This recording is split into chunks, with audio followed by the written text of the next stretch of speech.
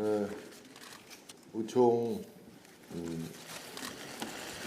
순서에 들어가기 전에 오늘 이재명 대표와 제가 청와대에 가서 대통령을 뵙고 한 55분간 대화를 나눈 사실에 대해서 먼저 보고 말씀을 드리겠습니다.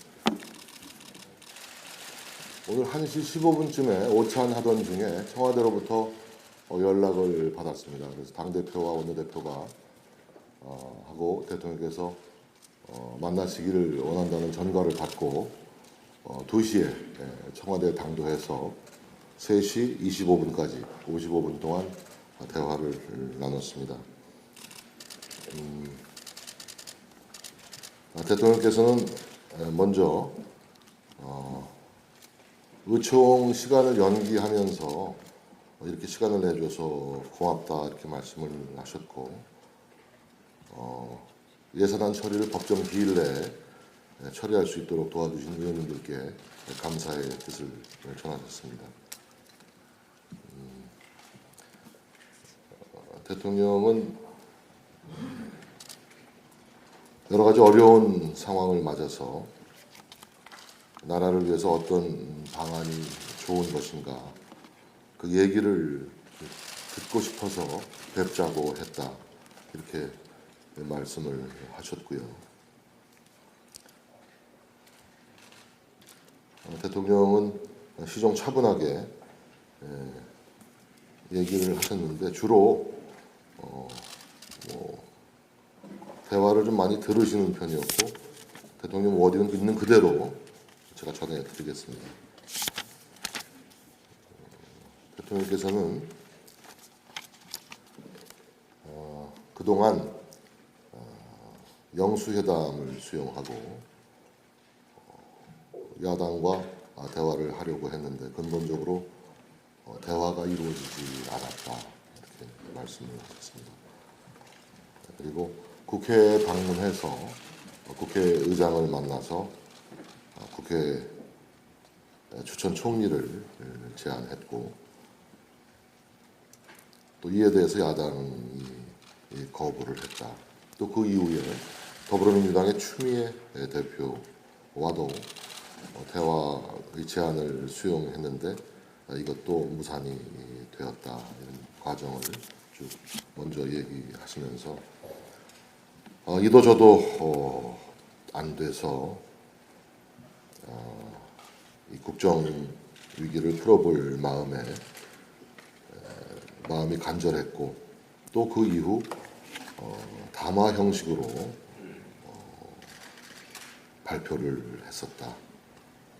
그리고 그 담화에서 국회에서 결정해 주시는 대로 따를 것이고 또 국회 결정대로 평화롭게 법과 절차에 따라서 정권을 이양하고 물러나겠다는 입장을 발표한 바 있다.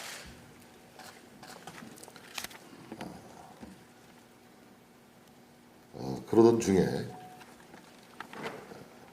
당에서 4월에 퇴진 그리고 6월에 조기 대선을 하자는 당론을 정했다는 소식을 듣고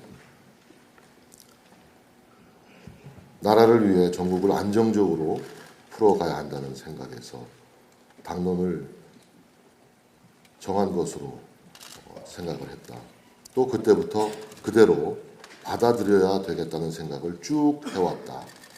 이렇게 말씀을 하셨습니다.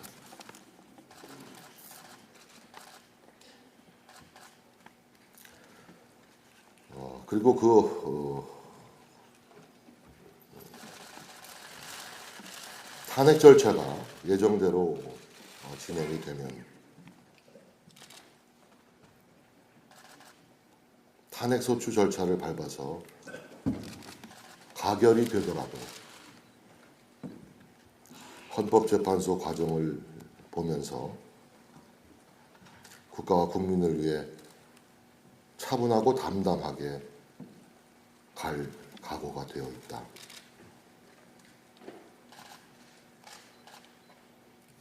탄핵이 가결이 되면 그 결과 받아들여서 그 상황에서 제가 할 수 있는 모든 노력을 다 하겠다.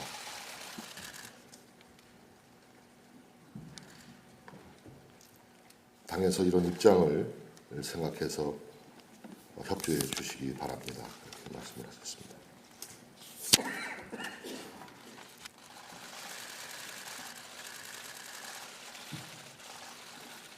이번 사태와 관련해서 초래된 국정 혼란에 대해서 책임을 통감하고 있습니다. 이렇게 말씀을 하셨고요. 국민 여러분들께, 의원님들께 두루두루 죄송스럽고 미안한 마음뿐입니다. 이렇게 말씀을 하셨습니다.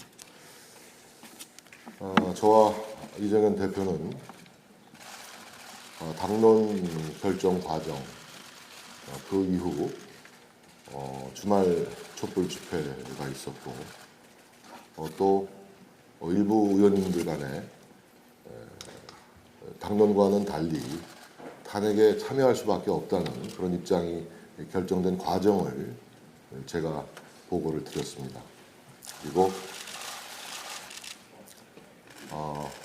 현실적으로 4월 사태, 6월 조기 대선이라는 당론이 유지되기 어려운 국면이라는 점을 설명드렸습니다.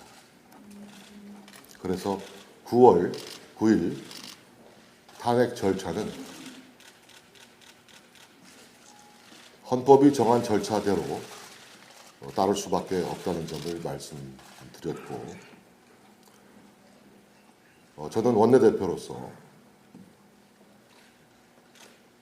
독립적인 헌법기관의 의원들의 개개인의 양심에 따라서 자유의사에 따라서 표결에 임하겠다는 말씀을 드렸습니다.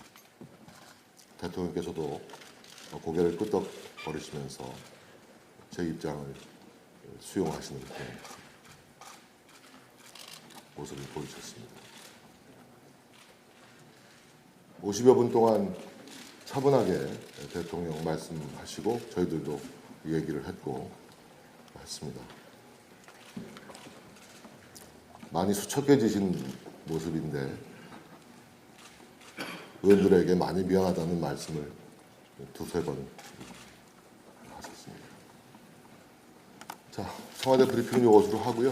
제가 기본적으로 좀 말씀을 좀 드려야겠는데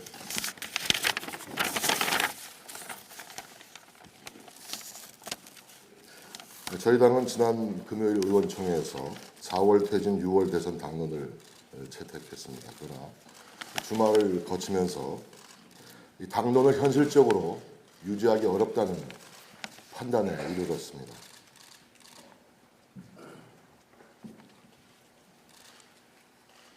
기존의 당론이 유지되든 오늘 새로운 당론이 정해지든 간에 그 당론이 우리 국회의원들이 갖고 있는 독립적인 헌법적 권한을 구속할 수 없다는 것이 저의 일관된 생각입니다.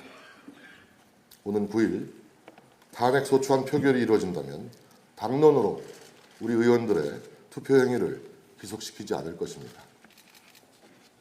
이것은 당원상 국회 운영에 관한 책임과 권한을 갖고 있는 원내대표로서의 확고한 입장입니다. 저는 이미 여러분 앞에서 탄핵 절차에 들어간다면 의원 개개인이 독립된 헌법기관으로서 자유투표하는 것이 바람직하다는 입장을 여러 차례 피력해 왔습니다. 정세균 국회의장에게 간곡하게 요청드립니다. 국회의 질서를 유지해 주십시오. 국회와 헌법기관인 국회의원들을 옥죄려는 반헌법적, 불법적 선동이 난무하고 있습니다. 야당 의원들이 투표지를 찍어서 인증샷을 남기겠다고 공개 발언을 하고 있고 투표 당일 국회를 전면 개방해달라고 국회의장에게 요구하고 있습니다. 대통령이 국민들에게 지탄받는 이유가 무엇입니까? 헌법 정신을 무시했기 때문일 것입니다. 그 대통령의 장묘 잘못을 바로잡겠다면서 국회가 헌법이 정한 틀과 질서를 깨뜨린다면 엄청난 후과에 직면하게 될 것입니다. 오는 9일의 탄핵 표결의 결과가 가결이 되든 부결이 되든 우리는 그 결과를 엄숙하게 받아들여야 할 것입니다. 국회에서 탄핵이 가결되더라도, 즉 대통령에 대한 탄핵 심판 절차에 들어가더라도 대통령을 또다시 하야시키겠다는 야당의 주장, 탄핵 절차 이후에 하야 투쟁을 하겠다는 야당의 주장, 이것은 헌법 정신을 정면으로 부정하는 처사입니다. 국민들이 결코 용납하지 않을 것입니다. 반헌법적, 탈헌법적 발언을 쏟아내는 문재인 전 대표에게 엄중하게 경고합니다. 군중의 함성에 올라타서 헌법을 파괴하지 마십시오. 이러한 헌법 파괴 발언을 이제는 삼가해 주시기를 바랍니다. 선후배 의원님 여러분, 여소야대를 초래한 지난 총선, 그리고 이번 사태를 겪으면서 집권 여당으로서 무력감과 패배주의에 짓눌려 온 것이 사실입니다. 그러나 우리는 오늘 9일 탄핵 표결 후에 이 패배주의에서 하루속히 벗어나야 합니다. 당의 재탄생을 통해서 국가 대의를 실현하기 위한 우리의 책무를 다시 시작해야 합니다. 우리 당도 빨라진 대선 시기에 맞춰서 심기일전, 정치 일정에 대한 채비를 서둘러야 합니다.